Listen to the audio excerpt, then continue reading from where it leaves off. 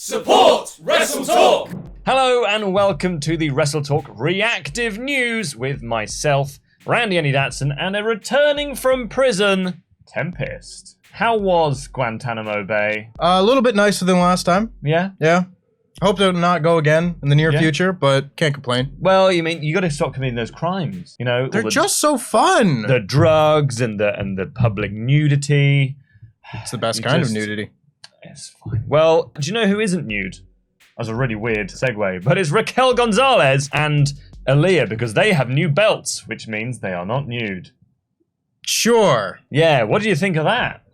Awful. Yeah. You want my reaction to all of this? Holy God, what a thing to see as my plane landed that Aliyah and Raquel Gonzalez had won the women's tag titles. Oh my God, this isn't what this show is for, but I could go off on one right now. Like, as someone who was in the crowd last week at Raw and saw the reaction that Aliyah got in her hometown, I do not understand how you go the next week and say, But you must really needs her. a belt. You must love her. She's a Canadian native and arguably the greatest wrestler ever to come out of Toronto. Arguably. Well, it was one of those things where when you kind of see Raquel Gonzalez is women's tag team champion, you're like, okay, that's cool. She's a former NXT women's champion, a dominant former NXT women's champion. And Aliyah, who was a jobber on NXT and won maybe one match. Who was a jobber like 2 weeks ago. Yeah. All she does is lose and throw up on herself. And now she's a champion. And why is she a champion, Andy Datson? We were discussing this in the office yesterday.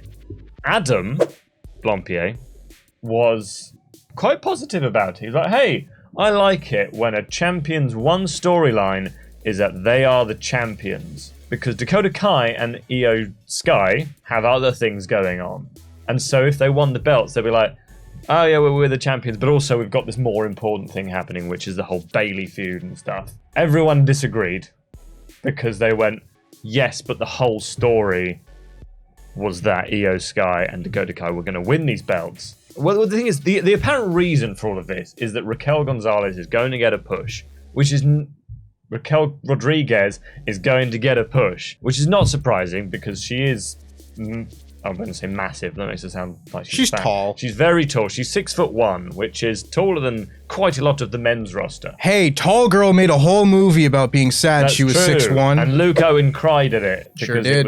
it was so moving. Apparently, I haven't seen it. She is someone that you can see Triple H really liking, so that doesn't surprise me at all. Good for Aliyah, I guess. She gets to kind of hang on her coattails for a bit. But this has the kind of all the makings of a Raquel Gonzalez turning on Aliyah any second now, just to be like, you're rubbish, and I'm actually the star here, and then Raquel will become SmackDown Women's Champion or something if Ronda's not sticking around. I mean, putting the belts on Raquel is not the worst thing that I've ever seen. It really is just, I don't understand why this had to happen right now when... there's very clearly something else that the people were interested in.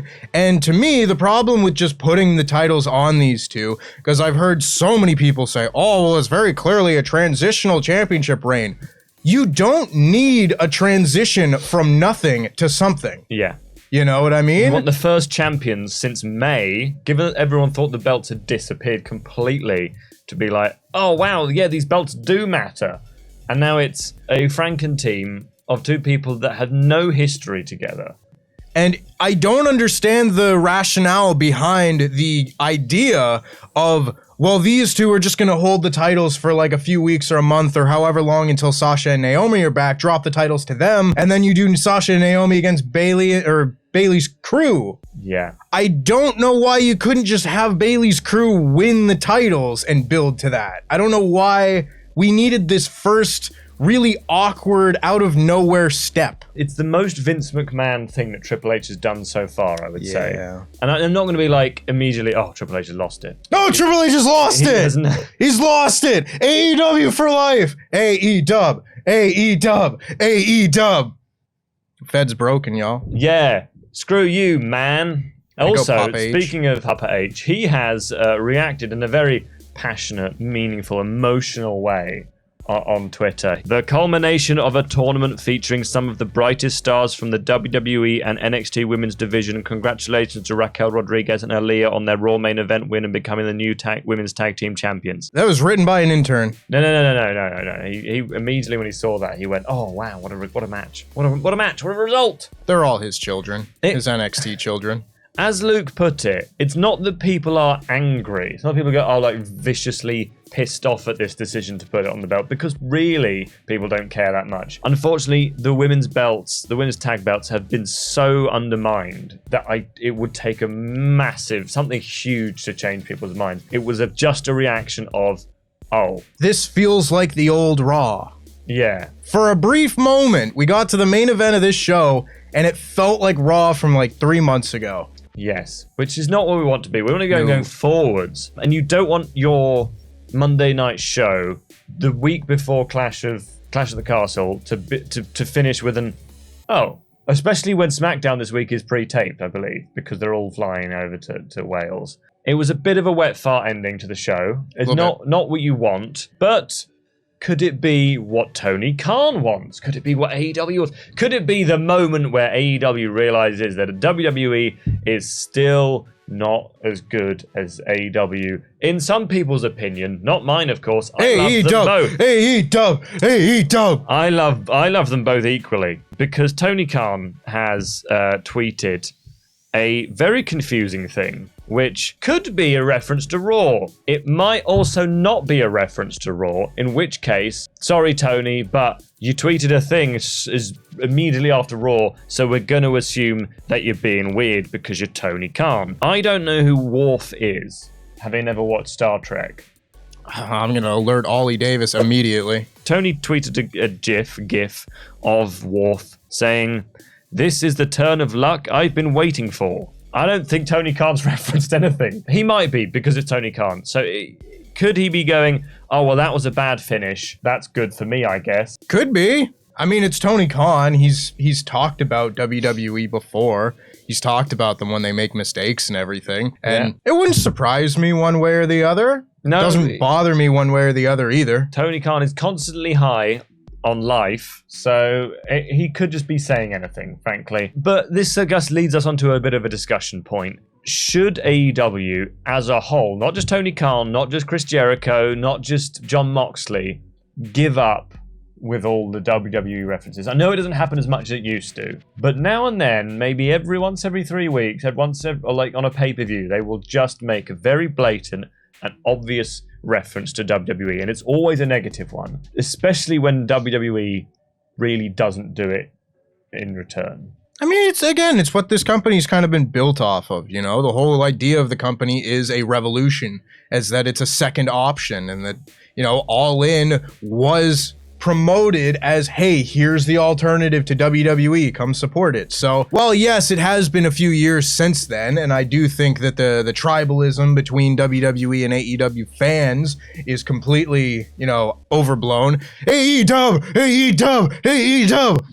WE. Nailed it. I do think that, like, just throwing out a comment offhanded on Twitter or something like that isn't really anything for people to be upset about. It's just kind of what wrestling has been for the last couple decades, and I guess maybe people don't feel that way from one side because WWE just hasn't had a need to partake in it as much. They still have from time to time with the Blood and Guts comment, the Pissant Company comment, that sort of thing, but those were a few years ago. It just doesn't matter that much. And if you get really riled up because Tony Khan tweets something about a bad Raw finish, I don't know, maybe just close Twitter for a bit. True, but I also feel like there's a sort of, because so much of wrestling Twitter are these idiots, no one watching this video, like and subscribe. However, there are lots and lots of people, it's almost not a vocal minority to me in wrestling, and they do get weirdly upset by these things. I don't know whether it's worth for AEW just going, "Oh, do you know what? Let's just stop." All they get is this message of AEW is a petty company who are just trying to